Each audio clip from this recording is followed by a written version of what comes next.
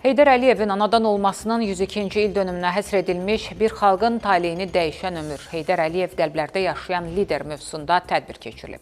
Yeni Azərbaycan Partiyası Nəsimi rayon təşkilatının sədri Azər Süleymanov, ümumilli lider Heydər Əliyevin prezident seçilməsi ilə müstəqillik, Azərbaycançılıq, dövlətçilik, ədalətlilik, demokratiya, milli tərəqqi, dünyəvilik kimi ümumbəşəri dəyərlər təşkil edən yeni bir ideologiyanın əsasının qoyulduğunu qeyd edib.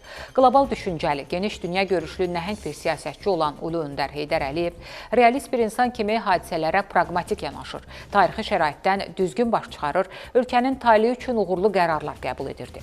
Bugün ölkəmizdə ümumilli liderin əsasını qoyduğu siyasətin Prezident İlham Əliyev tərəfindən uğurla davam etdirilməsi nəticəsində Azərbaycan inkişaf edir.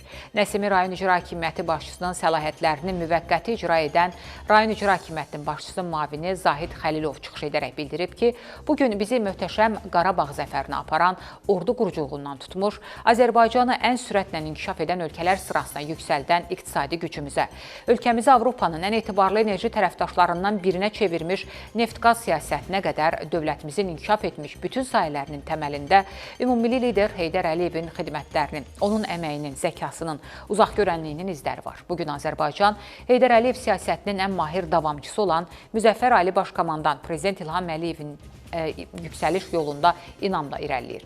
Digər çıxışlardan sonra tədbir bədii hissə ilə davam edib.